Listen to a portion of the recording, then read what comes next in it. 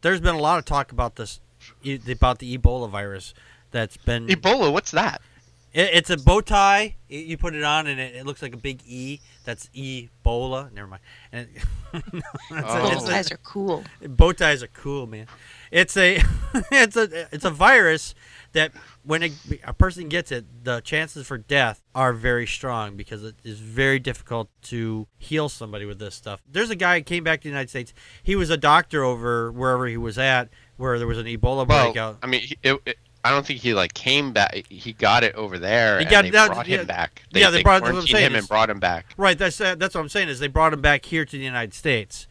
He was over there. Now he's back here. At the CDC. He's in Atlanta, Georgia, right now. Right. They got him under lockdown. Right. He's not like in my living room. He's in. Right. Well, I'm just saying it's not like he walked through like some international airport like right. I have no idea I have Ebola. Right. No, they knew. They knew. They knew him. Like they wore bunny suits and stuck him in a bubble, and they're like, be quiet in there. Right. Yeah. No. That's the thing is though, because Ebola is so pernicious of a virus that if somebody were to have that and didn't know it and got into a plane, it could spread like wildfire. The thing is right now that there is no vaccine, but one is coming. It says here on the page, it says, doctors say that just one plane ride can bring the Ebola virus to the United States. In Bethesda, Maryland, scientists are studying blood samples and measuring antibodies as they work on a vaccine. Now, this vaccine could be available as early as 2015. So next year, there could be, hopefully, keep your fingers and toes and eyes crossed, that they come up with a vaccine for this. Because this virus is so deadly that most people who catch this or get this virus in one way or the other, they do not survive. Joe, your thoughts? One of the viruses they're working on, one of the vaccines they're working on for Ebola, they're thinking about taking like the virus for the common cold and like putting something on it from Ebola. I don't know much about the process, either some of the genes or the outer layer of the virus or something like that. And what it would do is they would then infect the cold virus into a human, and the immune system would, go up and do its thing and be like, oh, okay, here's a new cold virus. Mm-hmm. We're going to build the antibodies against that. And, oh, what's this over here? And it would be like a little tiny uninfectious piece of the Ebola. And it would be like, okay, and it would make antibodies for that too, which would then build the immunity or vaccinate the person against the Ebola. It's not been tried in humans, of course, because it's a new thing. And I heard that the reason that they're so far behind on this is because Ebola usually only outbreaks in like, third world African countries. It's not like a real problem in the first world. But because of this outbreak, there's like they got like some fire under their pants to like get something going on this like really good. So exactly. And so hopefully they'll get something good that will that will be effective in vaccinating, because like you said, the death rate I think is like 90%. Yes. Yeah. Crazy. Yeah, and it's not pretty. Apparently, we got our chat room back because Karen in the chat room just said it only transmits through fluids and not through airborne. That's another thing I wanted to add. Yeah, you said if it was on the airplane, it would spread like wildfire. It spreads only by fluids. You have to come into contact with infected fluid. However, I was listening to a science podcast today. I forget which one. I wish I remembered which one, but I listened to so many today. And they were talking about that. They said that when a person is dying from Ebola, they can be coughing, they can be bleeding out of like their eyes, their ears, their mouth, their nose. Yep. It's messy. And when they're coughing, when they're breathing, and it's in all the fluids that are coming out of their body, it can, with a water droplet carrier, go through the air. And if you're close enough to somebody, that's why they wear masks when they're around the people. It's not technically an airborne virus because the virus can't travel through the air by itself. But if it has a water droplet carrier, it can transmit through the air. Yeah. And if you're close enough to somebody who's coughing, you can get it that way, even though it's not technically airborne. Right. A lot of conspiracy sites are saying like, oh my God, it's airborne because of the water droplet. No, it's not. There's a scientific distinction between these two things. Yes. It's a scary disease. And I don't know, was it Connie that said it or Joe? It was 90% that is kill rate. So if you're flying on an airplane from like Sierra Leone, don't share forks with people. And if they start coughing, move away from them very quickly. If they start bleeding out of their eyes, request to be moved to a different section of the plane. Oh God. if they're bleeding from their eyes, look for the movie cameras. Look left, look right, and say, "Did somebody just say cut or action?" I'm looking. Where's the cameras? So.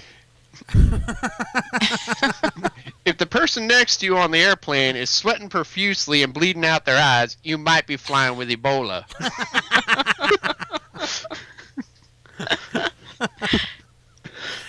Torvian in the chat room said the problem with the Ebola outbreak is that in the area has never had an outbreak before, and the people don't know what to do with the bodies. The people there think that doctors are giving them the disease and are threatening the doctors that come near.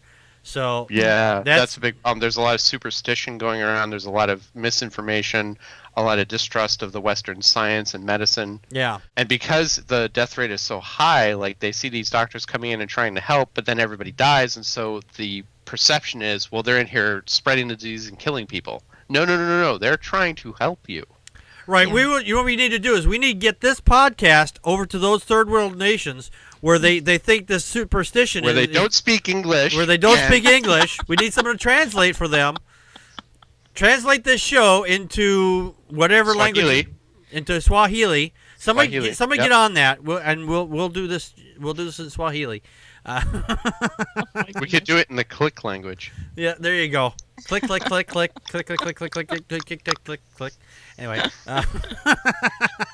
Oh man, that was racist. It was.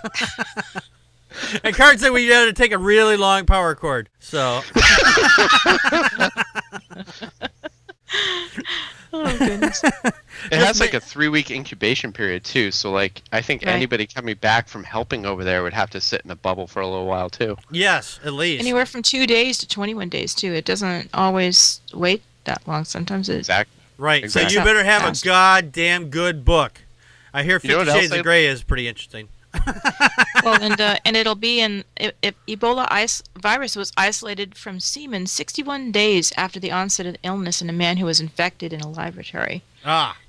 And it's in your, like you said, it's sweat. It's like originally it was found. Part of the problem was people were, part of their, I guess the culture of how they buried people is that they go by and they touch them, they touch the dead bodies. Oh yeah. Yeah, and the virus was still viable, and so that's how it originally spread. Mm-hmm. Yeah, that's probably what happened is that they're going over to the bodies going, oh, I'm sorry you died, and then they touch themselves. It's like, yeah, you just gave yourself Ebola. You may not even realize it. Well, and that's hard because I know that it's just a body, but the way to stop that is to burn the bodies. You have to burn them, and that probably is not something that the families would enjoy seeing. Right. Unless you live in all dead. Right, unless you live in South Park where they say, if you see this little boy, kill him immediately and burn his body. Dawkins Dog in the chat room says, what sits on your head and gives you a fatal disease? Ebola hat. So, I have no idea. Bowler hat, I guess. Anyway, have any last comments on this? Actually, an example of an inactivated vaccine, because that's what they're looking for, is something like polio and hep and rabies. And the problem with those vaccines is that they have to have several applications because they don't obviously want to give an active form of the virus so that it can revert and become virulent. But you were saying something, Joe, about what was it that they were looking for, and what I was reading was that you get a protein that coats the outside of the virus, and you attach that to something else. Yeah, and so that's what they're looking at doing. I think that they want the human trial for this vaccine they're working on next month in September. So when they say 2015, I get the impression that it's not going to be that late in 2015, and it's overdue for us to have this disease taken care of. I hope that we actually get a vaccine for this. You know what the funny thing is, not to go too far off the rails here. There's this religious nut job. He gets on the air a couple weeks back. He says President Obama is going to announce some kind of vaccine that Ebola. It's going to actually give you the Ebola virus, and then just recently, like the past couple of days, he's like, Ebola virus is God's judgment. It's going to take out the gays. It's going to take out you atheists. It's going to take out you pornographers, you people who watch pornography. It's just going to, if you don't have the blood of Jesus on you, you're going to die. And it's like, what does the hell does Ebola have to do with atheists? You know what's really sad, Packard, is the two things you just brought up I'm familiar with. I saw both of those articles. Yeah. Oh, yeah. Yeah, that guy was like, wow. Christwire.net said Ebola is an acronym, and the BO is stands for Barack Obama. Yeah, I was just gonna think. So you said the B, I was like, okay, he's gonna say Barack Obama. So boom, there it is. Yeah. So and the article that they expressed that view in has a picture of Obama looking through a microscope. Oh, like he personally fucking engineered it. Oh my God. President's got nothing better to do except for make Ebola. He really is. He's a very talented man. He's able to. If you're gonna destroy America, you got to do it right. That's right, and do it. He's a micromanager. Obama's a micromanager. He's got to create the virus himself. Fuck you, if scientist. I'm doing it. I'm the one that's gonna make the virus. Thanks, Obama. Thanks, Obama. Thanks, Obama. There's gonna be like chemtrail pilots coming forward, like, God damn it, he keeps trying to fly the planes for us. And aiming them towards the buildings. Thanks, Obama.